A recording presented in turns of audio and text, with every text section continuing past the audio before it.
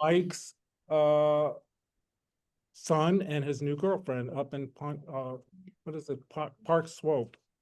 Anyway, our opening words are: every time we turn our heads the other way, when we see the law flouted, when we tolerate what we know to be wrong, when we close our eyes and ears to the corrupt because we are too busy or too frightened, when we fail to speak up and speak out, we strike a blow against freedom and decency and justice. And this is Robert F. Kennedy Sr. A good one.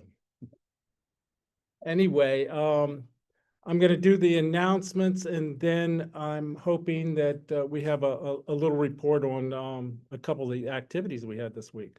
So this week, Tuesday, we have the Peacock House Art Foundation, and we have about 10 or 11 people. We are embarking on a new humanist social activity to take place at the Peacock Art Foundation at 722 Orange Avenue, Fort Pierce. Take place this Tuesday in the evening, and we are there from 6 to 8. There's going to be sandwiches, potato chips or chips, drinks, and I think thank you to Donna, who's going to make either muffins or brownies. Okay. The Peacock offers a range of different art projects, and this is one we're going to be doing is a watercolor of a pet. So it's already been designed. You sit down, the watercolors are there. We're going to eat something, sit down, and then we're going to watercolor our pet. And then we get to share it and see what ours looks like compared to Corinne's. Well, and thanks to Drew for setting this up. He took a Okay. class there, a mosaic class, and it was a lot of fun. And he came up with this idea, and now a bunch of people are on board with it. I'm looking forward to it. I think it sounds like a lot of fun. I have zero talent, so Yeah, there's no. we're gonna have a lot of fun with it. It's $30 cash or no checks, cash or credit card. So something to look forward to. Let's see, there are cards out there, but I didn't put them out, so I'm not going to talk about that. It's something about the, what are the cards? The Majority Project.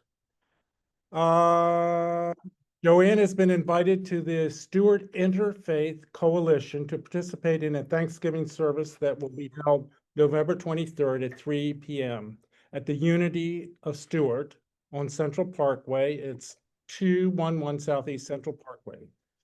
And the program is called The Courage to Be Thankful.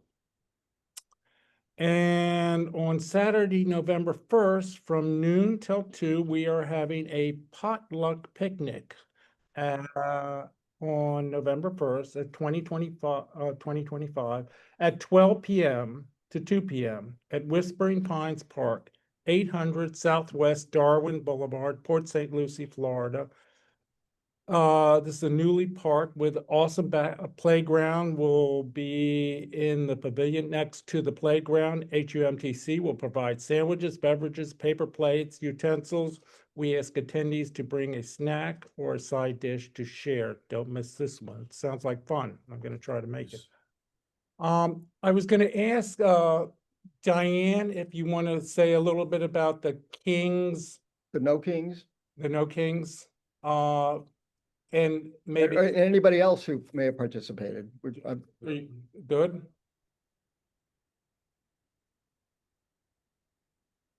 Okay, we had a very good time. We had 3,150 people there in Vero Beach by the count of someone who was doing the count. I can't swear to its accuracy. That's just the figure that I heard. It was a lot of fun. People were dressed up in costumes. We had frogs and chickens and lots of very funny signs. We had one untoward incident where one of the opposition people decided to plant himself and his flag in the middle of where a lot of people were standing. And unfortunately, instead of moving away as instructed, do not engage as instructed, somebody decided to start arguing with that person. and actually reached out and tried to touch his collar, somebody in a chicken outfit, at which point I'm yelling, get away, but no. And then that same person tried to grab the Trumper's flag and take it away from him. At which point he called the police. They were there and she got arrested. Just a warning of how to behave at a demonstration. Do not engage with the opposition. Just walk away. It's so easy. So easy. I've been to hundreds of these in my lifetime. I've never gotten to an argument with somebody because I don't engage them. That's And that's just good advice. Do not engage. Don't a good argue with people story. like that. Good story. And Alex is going to talk about, we had this fun thing. I'm not sure the title of it, but it was, I think it's Candy Kids Halloween. It was called, I think, a Halloween Spooktacular, and it was put on by the city of Stewart, I believe, down at Memorial Park downtown.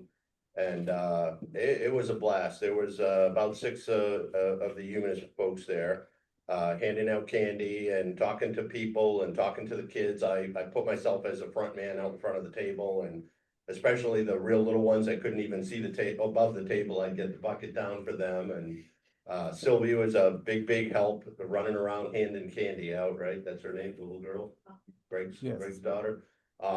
So it was just it was a lot of fun. It was a good time. The hours flew by. It was originally supposed to be like from 6 to 10. At 8 o'clock, the city stopped passing out candy. So, we bring candy, and then the city was passing out candy to everybody that was kind of running low. And then they stopped at 8. So I think about 8:30, 8:45, we were kind of handing out candy by the handful versus the singularity. And we wrapped up about 9 o'clock, and I'd say it was a lot of fun. And actually, there were a few folks that one guy talked to myself for about 10 minutes, and someone else talked to, I think, Greg for a little bit. So it was just it was a good night. I would do it again. Great, thank you. Don't forget. Barry was there. And I think a lot of people, a lot of humanists actually were. Don't forget to acknowledge Corinne and Evelyn for their help in manning our booth. That's right. It's a good turnout for the humanists. So I guess we're gonna, what is our program today? It's Wait, we had I want to Yes. report, we had another protest down south on Palm Beach Gardens. Alice and I were there. And I heard a number as high as 5,000. I've been to 4 of them now, and I was astounded. There were twice as many people as in the past. And I didn't see a single anti-protester or Trumpster. We had a good police presence. Everything was calm, peaceful, and joyful. It was really terrific. That's wonderful. That's Hopeful, wonderful. yeah. I think, Francis, you want to say something, please? Francis was there, I believe, up in Fort Pierce. Yeah, one of the Democratic organizers thought there might be 4,000 or 5,000 people along US 1 in front of the Mid-Florida Convention Center. Obviously there were the big old pick 'em up trucks blowing out smoke and yelling at us, and there was one guy who got in the middle of the crowd and everybody was booing him, but I don't think there were any altercations that I know of. But lots of inflatables. We had a T-Rex Bronco busting. Were there boy. photographers there? Huh? Were news people there or photographers? I saw photographers, but I didn't see anybody interviewing anybody, but it was a huge crowd. There was some I had to help a woman who was overheating. I was overheating and I had a fan with a spritz. So it can be an issue for some of the older people, but oh my gosh, there were the funniest signs. It was a good time. That's wonderful. If anybody, I'm sure everybody has seen the picture from New York. And it was just a huge turnout in New York City. I mean, I don't know what avenue, but it was an overhead shot and the whole huge blocks and blocks of people. John, you want to say something? Yeah, I just wanted to say that 3,000 people in Vero Beach was quite impressive considering it's a largely Republican area. That's right. And I wanted to comment on the national scene, which they say were 7 million people, which is about 2% of the population of the country. And if that's true, again, we don't really know how accurate that is, but it's a lot of people. And that should get the attention of the Republicans, that their agenda is not popular. And that maybe it will help, get the health care, business passed in the Senate and in the House, and so. Karen wants this. Maybe it'll do some good, and certainly having large crowds like this encourages people who are otherwise nervous about expressing themselves and are sympathetic to our cause, but are afraid to say anything, to come out and maybe be more active, so. It was a very good turnout. Thanks, John. I think we're gonna let, I think I've got two hands we're gonna have Gloria and then Karen. Well, I want to congratulate all you Florida people because you're in hostile territory, but I'm in Massachusetts and we had a great turnout throughout all kinds of little cities and towns all over the state. And I think you probably know we had a really big one in Boston. So what was good about it is that it's building. It was so much bigger than the last one I went to. And I think that's the important part, that it just, I guess we have to get to 3.5%, right? That's a key number or something. So yeah, the Republicans know that we're here. And basically that's why they're trying to redistrict because they know they would start losing races. So they're going to be pretty nefarious. But I do want to say, I wish I had been in Florida for this because it seemed to have a little more import in Florida. It meant so much to see people in red states standing out like that. Yes, thank you. Karen? Yeah, I have my own little pity party at home. I had my shirt ready to go, my sign and everything, and 2 days before I fell in the garden doing something really stupid. So I had my own little pity party at home watching it, but one thing I did notice when I just for the heck of it, I turned on Fox and they had a banner running down the bottom of their screen that said the Hate America parade. It was so disgusting. I couldn't believe it. Quickly turned it off because I didn't want to get any more aggravated than I was. It's an interesting, thank you for sharing that. That's really interesting. I'll say, give one little story. I didn't go, we had the book club at 2:00 yesterday, so but I did get a text from my great niece, she's what, 14, and she texted me, said, "Oh, Uncle Drew and Uncle Tony, I was thinking about you." She went to her first protest with her her mamaw, my sister-in-law.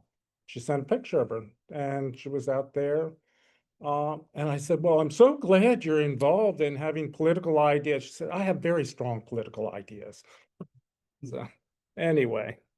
We're going to have the video, which, You want to do the secular moment or not? oh, yes, Tony has this, excuse me, it's don't- the second team. We don't have to. It's the secular moment. It's an interesting one, too.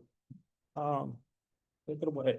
So yeah, we've been skipping over these once or twice lately. They're easy to forget, the secular humanist moment. This is an article that came out in TC Palm recently, and it's about, I won't read the whole thing, but it's about, I don't know if you saw in Oklahoma City, Ryan Walters, who was the superintendent of schools there, had decreed that Oklahoma City would now teach to the Bible and they would have it displayed in classrooms, same culture war nonsense. I wanted to read kind of an update on that. And again, I won't read the whole article, but it's just kind of an interesting update to how that is playing out and has played out. New superintendent stops contested policy. Oklahoma's new public schools superintendent announced on October 15 that he is dropping a mandate issued by his predecessor that required schools to teach the Bible and display it in classrooms. Superintendent Lyndall Fields made his decision public the day after the Oklahoma Supreme Court gave him 2 weeks to decide if he wanted to withdraw former Superintendent Ryan Walters' mandate and halt the Oklahoma State Department of Education's attempt to buy Bibles for those classrooms. In June 2024, Walters had ordered public schools across the state to incorporate the Bible as an instructional support into the curriculum for grades 5 through 12. The mandate drew national attention over Walters' push to infuse Christian teaching into public schools. quote, "We plan to file a motion to dismiss and have no plans to distribute Bibles or a biblical character education curriculum in classrooms," Fields said in a statement. "If resources are left to be allocated, the timing is fortunate since the team and I are currently reviewing the budget." Walters resigned, the former superintendent resigned on September 30 to take a private sector job, and the governor appointed Fields as superintendent on October 2. It goes on to talk about kind of the status and where it is. And then I'll just wrap up. More than a dozen lawsuits filed against Walters remain pending in state or federal court. Thompson said October 15 that the department is working to resolve them. I candidly can tell you, we're hoping to get as many of these cases dismissed as quickly as we possibly can, because not only is it work for our employees, a bit of a distraction in some ways, but also, again, it's costing taxpayer dollars, Thompson said. So that's kind of the resolution on that. Actually. You know, a lot of taxpayer money wasted for Bibles. kabuki theater, basically. So really, I mean, what it came down to. All right. Now, while Drew introduces the video, I'm gonna go ahead and set up, so bear with me while, I think I have it set up, but. So this is a video that Francis, turned us on to, and I actually have not seen it, but I like the title to it, so it's kind of, so we're all gonna see it. It's "The Lie That Invented Racism" and it has, I guess the person giving it is John Bevan. And I think it's, should be a good video. And hopefully we won't have any technical problems, but you never Hopefully. know. Whoops. It looks like the. Hold on, guys. minutes. Yeah, The bear with me, announcements. bear with me. Joanne sent the announcements and the link. Here we are, bear with me, guys. Here's the link.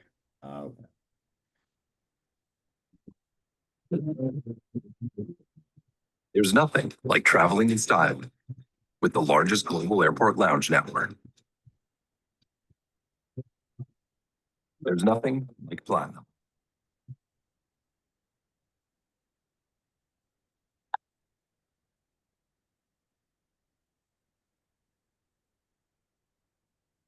Everyone's able to hear that, correct?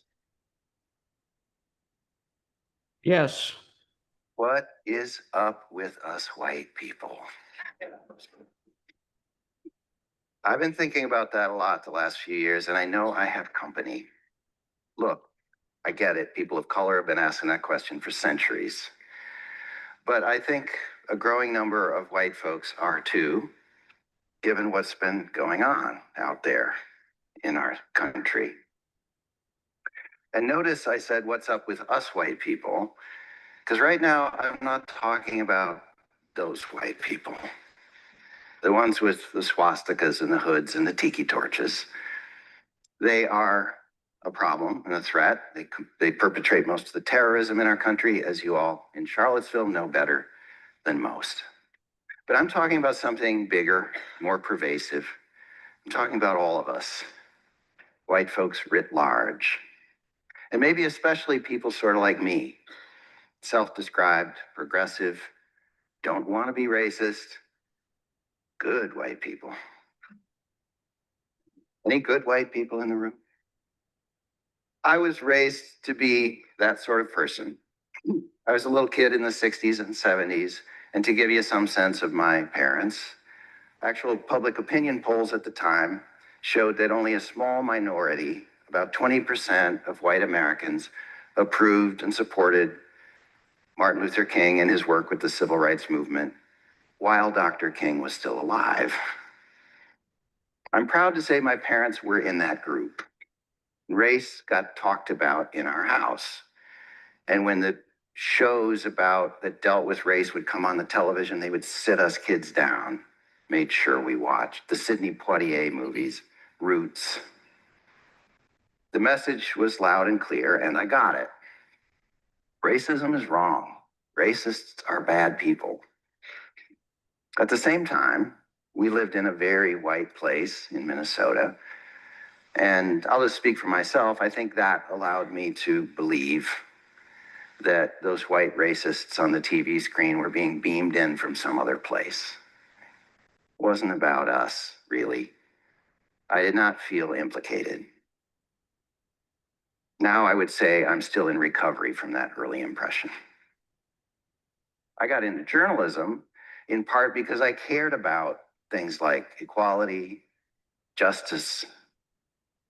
For a long time, racism was just such a puzzle to me. Why is it still with us when it's so clearly wrong? Why such a persistent force? Maybe I was puzzled because I wasn't yet looking in the right place or asking the right questions.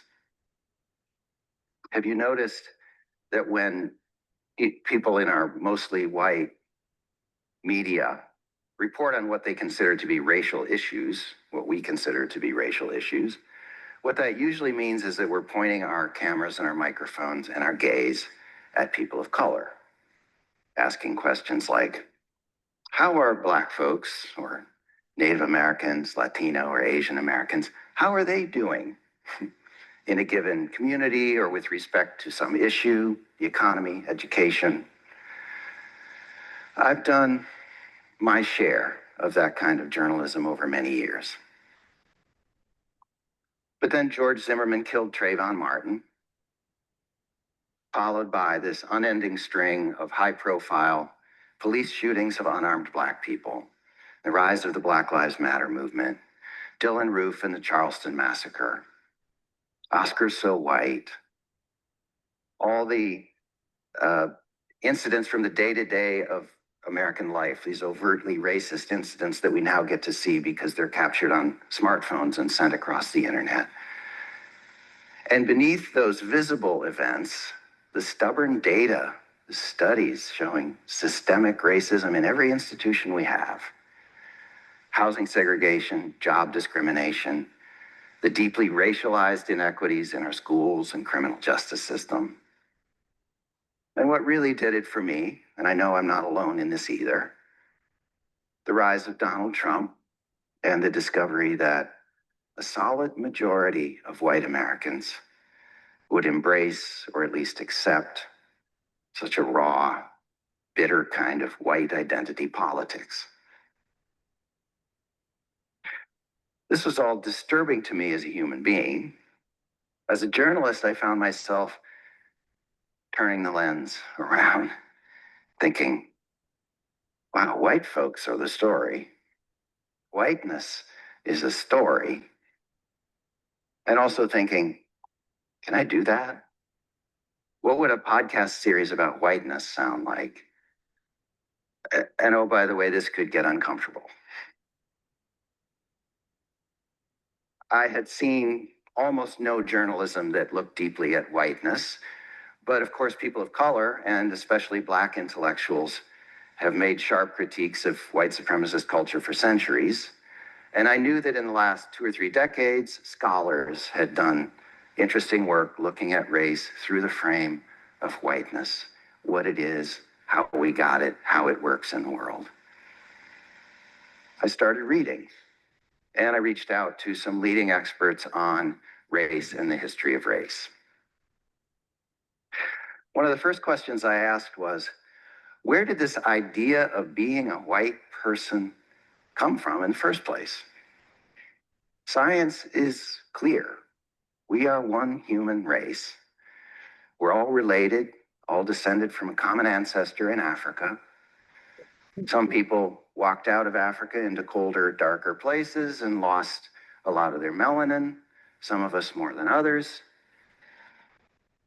But genetically, we are all 99.9% the same. There's more genetic diversity within what we call racial groups than there is between racial groups. There is no gene for whiteness or Blackness or Asianness or what have you. So how did this happen? How did we get this thing? How did racism start? I think if you had asked me to speculate on that in my ignorance some years ago, I probably would have said, well, I guess somewhere back in deep history, people encountered one another and they found each other strange. Your skin is a different color, your hair is different, you dress funny. I guess I'll just go ahead and jump to the conclusion that since you're different, that you're somehow less than me, and maybe that makes it okay for me to mistreat you, right? Is that something like what we imagine or assume? And under that kind of scenario, it's all a big tragic misunderstanding. But it seems that's wrong. First of all, race is a recent invention. It's just a few hundred years old. Before that, yes, people divided themselves by religion, tribal group, language, things like that. But for most of human history, people had no notion of race. In ancient Greece, for example, and I learned this from the historian Nell Irvin Painter, the Greeks thought they were better than the other people they knew about, but not because of some idea that they were innately superior. They just thought they'd developed the most advanced culture. So they looked around at, the Ethiopians, but also the Persians and the Celts, and they said, they're all kind of barbaric compared to us. Culturally, they're just not Greek, right? And yes, in the ancient world, there was lots of slavery, but people enslaved people who didn't look like them, and they often enslaved people who did. Did you know that the English word slave is derived from the word Slav? Because Slavic people were enslaved by all kinds of folks, including Western Europeans, for centuries, right? Slavery wasn't about race either, because no one had thought up race yet. So who did? I put that question to another leading historian, Ibram Kendi. I didn't expect he would answer the question in the form of one person's name and a date, as if we were talking about the light bulb. If you live in a Texas zip code and have 0 DUIs in the last 5 years, listen carefully. I was an insurance. Just like TV. But he did. He said in his exhaustive research, he found what he believed to be the first articulation of racist ideas. And he named the culprit. This guy should be more famous or infamous. His name is Gomes de Zurara. Portuguese man, wrote a book in the 1450s in which he did something that no one had ever done before, according to Dr. Kendi. He lumped together all of the people of Africa, vast, diverse continent, and he described them as a distinct group, inferior and beastly. Never mind that in that pre-colonial time, some of the most sophisticated cultures in the world were in Africa. Why would this guy make this claim? Turns out it helps to follow the money. First of all, Zurara was hired to write that book by the Portuguese king. And just a few years before, slave traders, here we go, slave traders tied to the Portuguese crown had effectively pioneered the Atlantic slave trade. They were the first Europeans to sail directly to sub-Saharan Africa to kidnap and enslave African people. So it was suddenly really helpful to have a story about the inferiority of African people to justify this new trade to other people, to the church, to themselves. And with the stroke of a pen, Zurara invented both blackness and whiteness because he basically created the notion of blackness through this description of Africans. And as Dr. Kendi says, blackness has no meaning without whiteness. Other European countries followed the Portuguese lead in looking to Africa for human property and free labor, and in adopting this fiction about the inferiority of African people. I found this clarifying. Racism didn't start with a misunderstanding, it started with a lie. Meanwhile, over here in colonial America, the people now calling themselves white got busy taking these racist ideas and turning them into law. Laws that stripped all human rights from the people they were calling black and locking them into our particularly vicious brand of chattel slavery. And laws that gave even the poorest white people benefits, not big benefits in material terms, but the right to not be enslaved for life, the right to not have your loved ones torn from your arms and sold, and sometimes real goodies, the handouts of free land to white places like Virginia, to white people only, started long before the American Revolution and continued long after.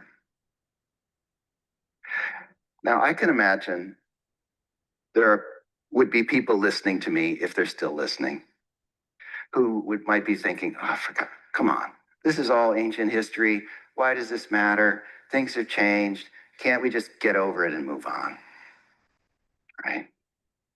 But I would argue, for me, certainly, learning this history has brought a real shift in the way that I understand racism today.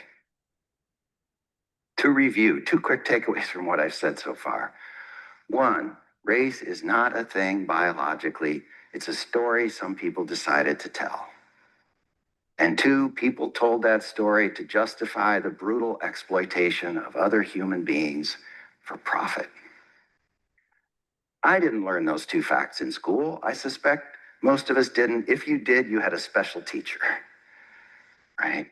But once they sink in, for one thing, it becomes clear that racism is not mainly a problem of attitudes, of individual bigotry. No, it's a tool.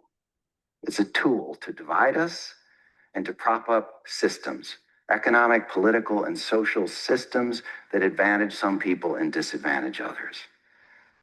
And it's a tool to convince a lot of white folks who may or may not be getting a great deal out of our highly stratified society to support the status quo. Could be worse, at least I'm white. Once I grasped the origins of racism, I stopped being mystified by the fact that it's still with us. I guess, looking back, I thought about racism as being sort of like the flat earth, just bad, outdated thinking that would fade away on its own before long. But now this tool of whiteness is still doing the job it was invented to do. Powerful people go to work every day, leveraging and reinforcing this old weapon in the halls of power, in some broadcast studios we could mention. And we don't need to fuss over whether these people believe what they're saying, whether they're really racist. That's not what it's about. It's about pocketbooks and power. Finally, I think the biggest lesson of all, and let me talk in particular to the white folks for a minute. Once we understand that people who look like us invented the very notion of race in order to advantage themselves and us, isn't it easier to see that it's our problem to solve? It's a white people problem. I'm embarrassed to say that for a long time I thought of racism as being mainly a struggle for people of color to fight, sort of like the people on the TV screen when I was a kid. Or as if I were on the sidelines at a sports contest. On one side, people of color. On the other, those real racists, the Southern sheriff, the people in hoods. And I was sincerely rooting for people of color to win the struggle. But now, there are no sidelines. We're all in it. We are implicated. And if I'm not joining the struggle to dismantle a system that advantages me, I am complicit. This isn't about shame or guilt. White guilt doesn't get anything done. And honestly, I don't feel a lot of guilt. History isn't my fault or yours. What I do feel is a stronger sense of responsibility to do something. All of this has altered the way that I think about and approach my work as a documentary storyteller and as a teacher. But beyond that, besides that, what does it mean? What does it mean for any of us? Does it mean that we support leaders who want to push ahead with a conversation about reparations? In our communities, are we finding people who are working to transform unjust institutions and supporting that work? At my job, Am I the white person who shows up grudgingly for the diversity and equity meeting? Or am I trying to figure out how to be a real accomplice to my colleagues of color? Seems to me, wherever we show up, we need to show up with humility and vulnerability and a willingness to put down this power that we did not earn. I believe we also stand to benefit if we could create a society that's not built on the exploitation or oppression of anyone. But in the end, we should do this. We should show up, figure out how to take action, because it's right. Thank you.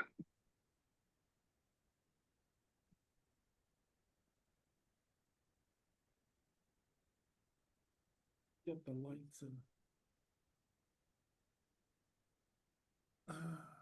Watch your eyes, everybody. Okay. Trying to figure out how to get back to. Thank you, Francis. That was a wonderful video. Having not seen it and trusted your direction. And I don't know why this isn't. I think it actually it made me think clearer about racism, actually. Click on the X up above on the right. Yes. Anybody, let's see, do we have anybody that want to make a comment? And where is the? You want to say something else? Oh, okay. Okay, here we are. So a lot in that. But you know, one of the things I got out of it is, you know, I guess there's a certain amount of white guilt we all feel sometimes, but that doesn't help anybody, and it really doesn't make sense too much. But to be aware of how racism can be systemic, and I'm not an expert on it, but I'll tell you one little story. When I was a kid, and I did not know the difference between black and white, and you know, I grew up and they weren't bad races, but they were, you know, they were your normal racist kind of middle class white people, and I could not figure out why they saw a difference in it, and I remember announcing at dinner table one time, I was like maybe 10 or 11. I said, well, I joined the NAACP, and they all looked at me like, what? Anyway, anybody want to add to the conversation? Okay, Alex, can we pass the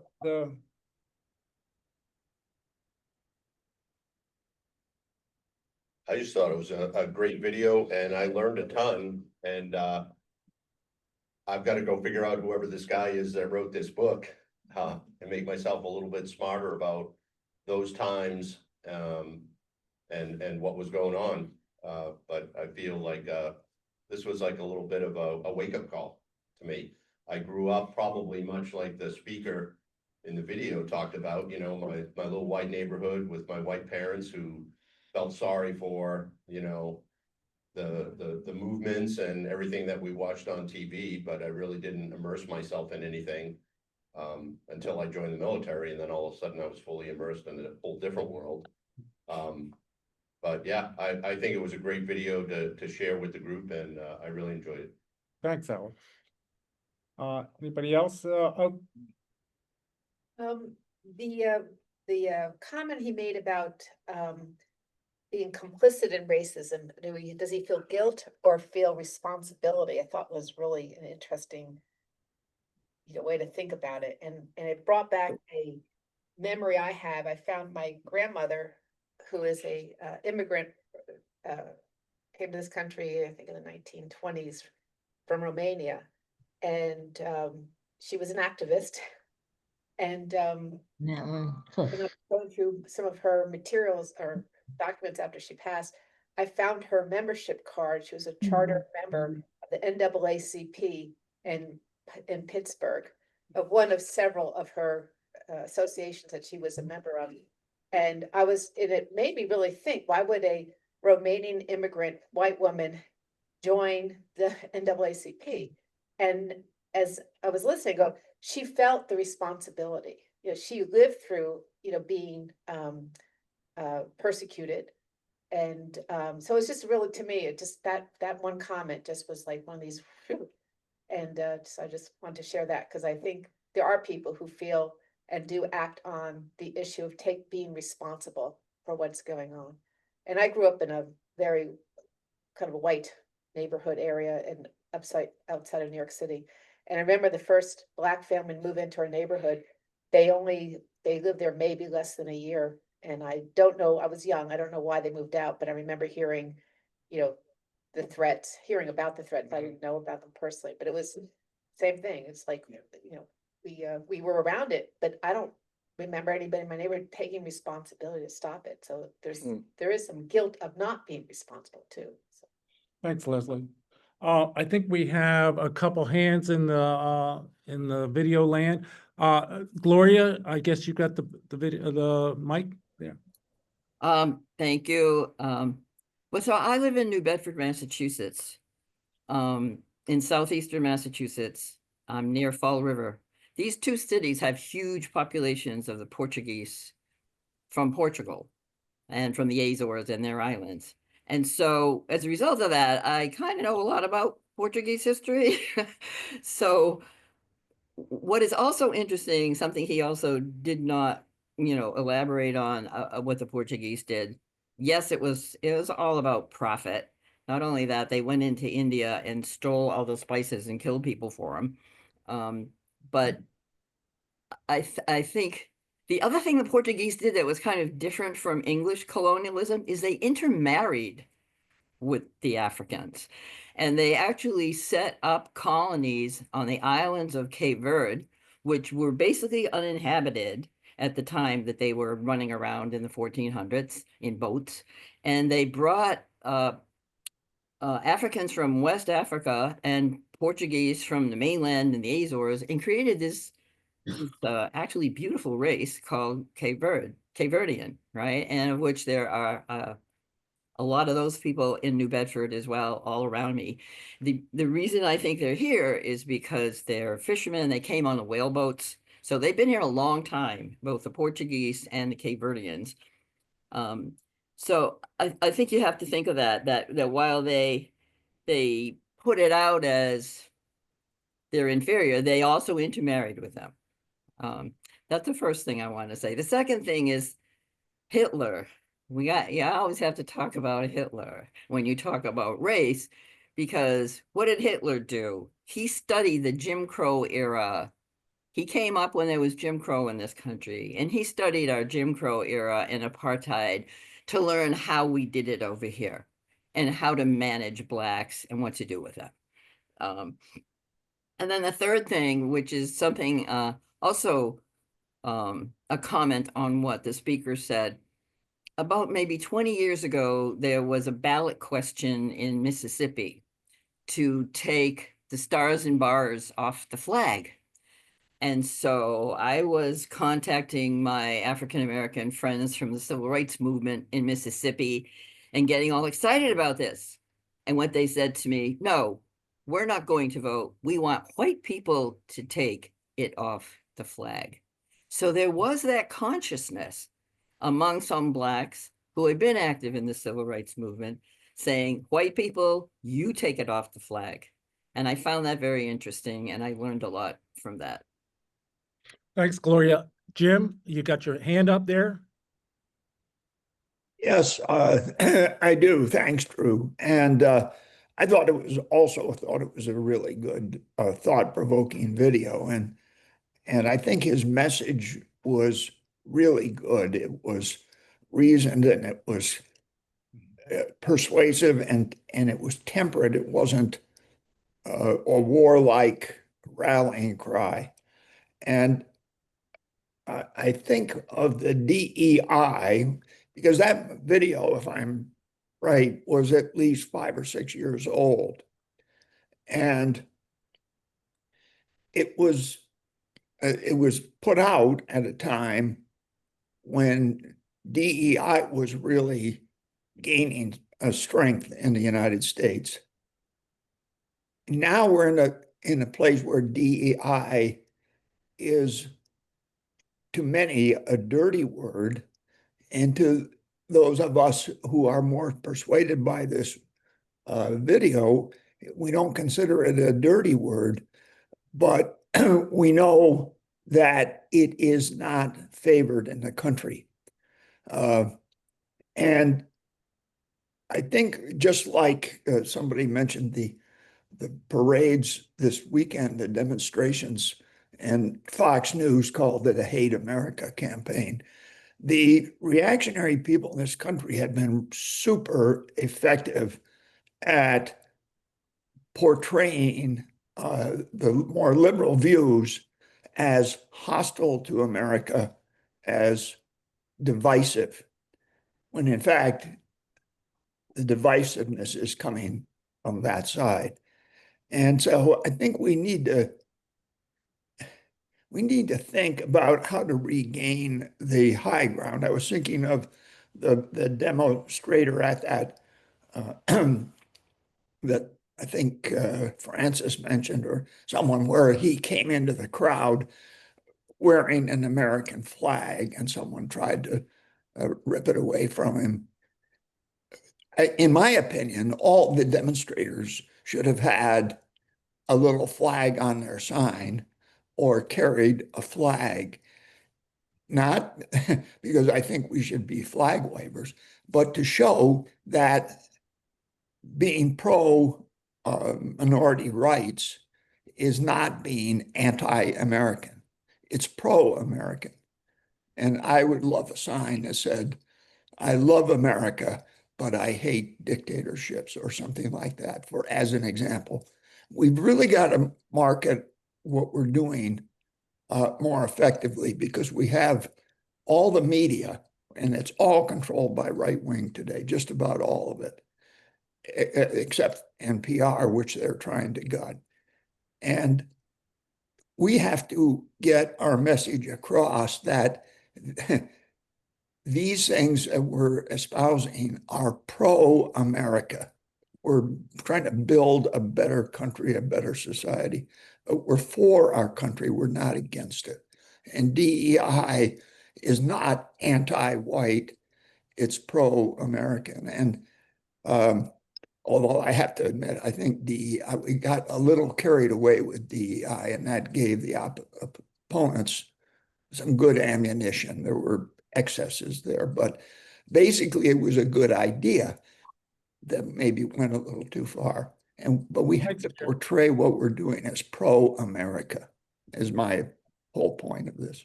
Thank you. I appreciate it. I think I'm going to go to Joe Beck, our founder, and then we're going to go to Rita. And if somebody could pass the microphone back down here to Rita. Joe, you want to speak? Yes, thank you, Drew.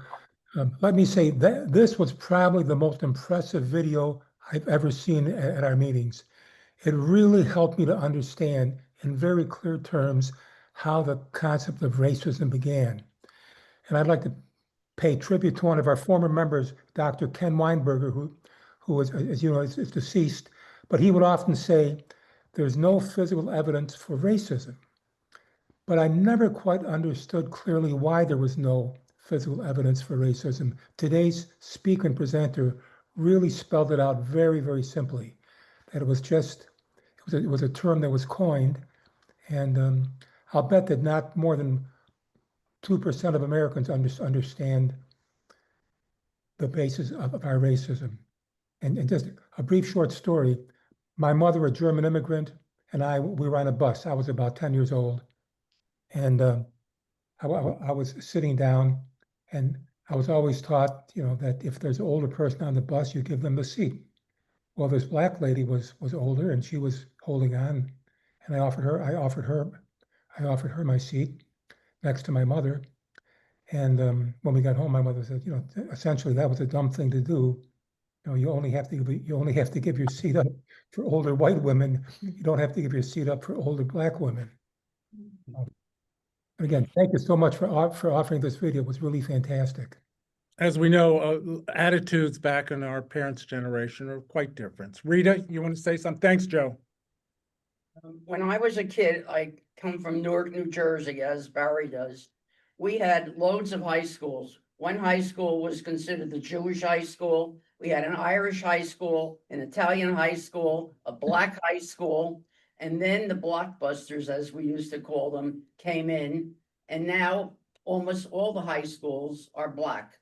They managed, the whites just fled. They just wouldn't live in these areas.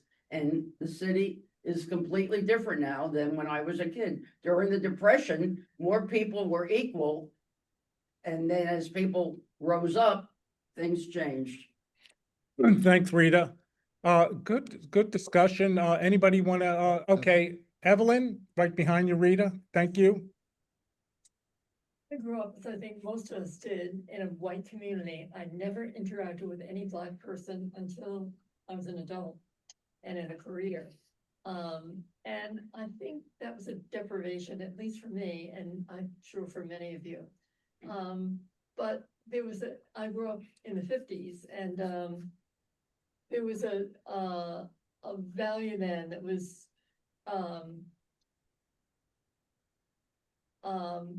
instituted. Is the mic on? I'm not sure. Yes. Yeah, is the mic on? We can't hear. We had it off. We're going to turn it back on. Sorry. It's on. So, again, I was raised in the 50s and only met white people until I was in my career. So there was a sense then that if you had any Black person move into your neighborhood, your property values would go down. And I think that was really instituted by TVs and media, and I'm not sure whether it's true or not, but it was at that time. So people really believe that if there was any Black that moved into our neighborhood or any neighborhood, the property values would go down, which was really unfortunate. And I think that was probably due to Trump and many of the real estate people who really didn't want any Black. Still can't hear her. Yes. Okay. Thank you. I mean, we're going to try. Okay, we have Paul Ivis, and then we will go to Liz. You want to pass it? Paul, do you want to say something? Yeah, thank you. It's a shame how we have allowed the media and the right wing to give a false portrayal of some key issues like Antifa. You know, the Trumpsters demonize Antifa like it's some terrible thing, and it's simply anti-fascist. And so if you're against Antifa, what does that mean? You're pro-fascist? Who wants to be, who's that? And DEI is the same thing. It was not intended to give an advantage to minorities, but to simply level the playing field for minorities. But the conservatives, the right wing, have given a false impression or false narrative to these things and demonize them. Thanks, Paul. We're going to go to Liz. I hope let me know that you can hear her. Speak up, Liz. All right, I think one of the things that influenced me the most is when I left the convent, the big show on. Cannot hear her. You have to hold. The big show on TV was All in the Family, and I think All in the Family made a big difference in my family's life. Archie gave us food for thought. I mean, we looked at Archie and we couldn't help but see ourselves. And then we looked at Meathead, and Meathead was a hero, even though his name was Meathead. But to me, that show really made a big difference. I had just gotten out of the convent, and oh boy, everything hit me like a strong wind. And Archie helped me see myself and see what was happening. You and every other American. So much for Archie. Yes, thank you. I guess we're going to go to Karen online and then to Leslie in the back. Karen? Yes, okay. Another show that really brought that out, Liz, was The Jeffersons, which I absolutely loved. That showed white racism from a Black family. If any of you remember that, that was terrific. Oh, yeah. Um, Together. Yes. Somehow they really meshed the two shows, Archie and the others. Go on, Karen. I'm sorry. Yeah, I grew up in a very waspy area.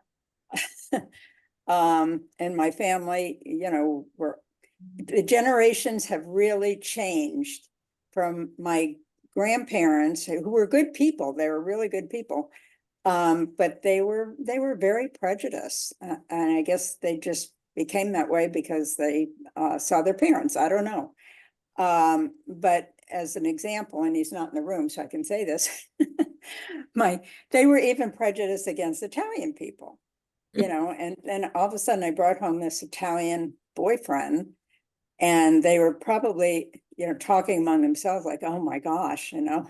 And then they got to know him and they absolutely adored him. So that was a good thing. But, and then my grandchildren, as an example, my granddaughter just went to Iceland with she's in sustainability studies, and two of the fraternities now are female and male, they're service fraternities.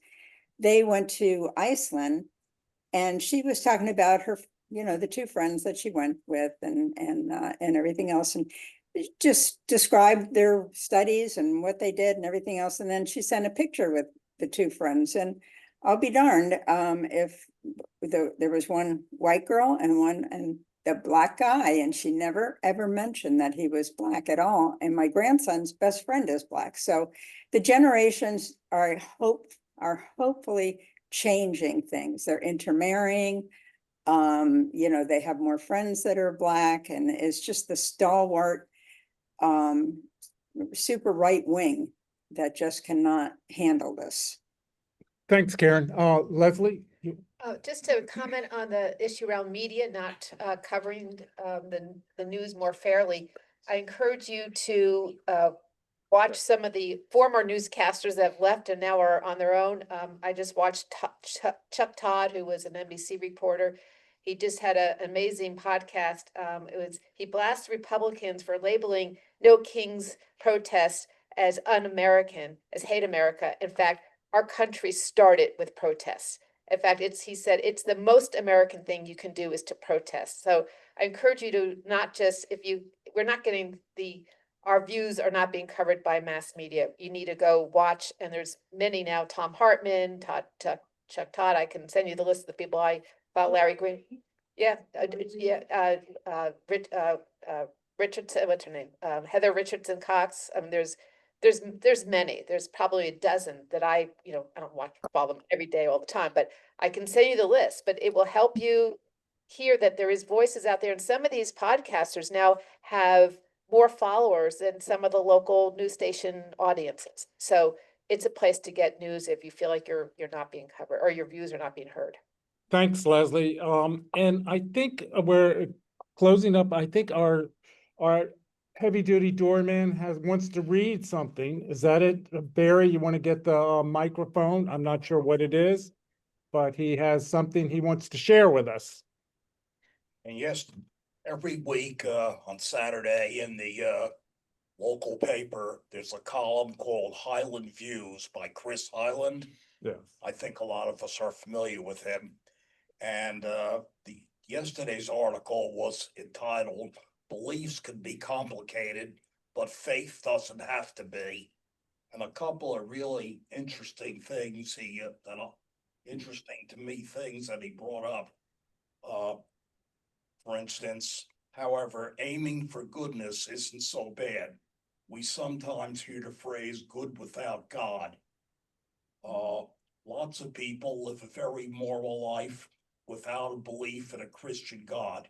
And I'm not going to read the whole article, but I thought it was really fascinating, and so much of it applies to humanists. It does, Barry, and you know that he's spoken to us twice now. Just hold on to it. And I did read that article. It's very good. He's a good writer. That was in the TC Palm. Chris Hunt. It probably could if I knew how to do it, but that's beyond my technical ability. Sorry. Anyway. It was also in the Palm Beach Post, and I'm gonna put it in the newsletter this month. There you go. Okay, That thanks. was the Ed. question, Ed. Yeah. It was a good article. I hope you all remember, and the last time he spoke, he came on and he said, well, I guess you all like me if you ask me back. And his talk wasn't as good as his first one, but anyway, that's neither here nor there. Let's see, what's next week? Oh yeah, next week we're having a young guy, Christian it's Loyo. Loyo. Yes, he's a board member of the American Humanist Society. So he is on the national board. He is a scientist. He went to Harvard. He is still a scientist. And well, he is, I think, he's microbiology and cancer research at the Fred Hutchinson Cancer Center. And his talk is going to be Science and Humanism, using the scientific method to interpret experiences. It should be very good. I think he's going to be a good speaker, and so it's something not to miss. And so he's speaking. This is He's not here. He's not flying in for this talk. He's coming on by Zoom, but it's live. He's live. It's a live person. Yes, not a video. Very cool. Yes. I'm sure he will. I mean, yes, it's a Q&A. Yeah, I hope so. No, It's not a can, you'll be able to interact with him. Yes. And so it's something to look forward to. Anyway, I guess, I have a closing remark. Thank you, Joanne. From Nelson Mandela. No one is born hating another person because of the color of their skin. That's true. Or his background, or his religion. People must learn to hate. And if they can learn to hate, they can be taught to love. For love comes more naturally to the human heart than its opposite. And that's very true. Okay, thank you all. And Joanne will be back next week. And also, I think on Wednesday, Tony's. Yep. He wants Yeah, to. we will, we'll see everybody Wednesday for the Wednesday night group. I, for one, am feeling really hopeful after, all of the no kings. And, I think our Wednesday night group is feeling, energized and kind of proactive and optimistic. I am. Anyway, thanks everybody, and see you next week. See you all. If we don't see you Wednesday. Very good.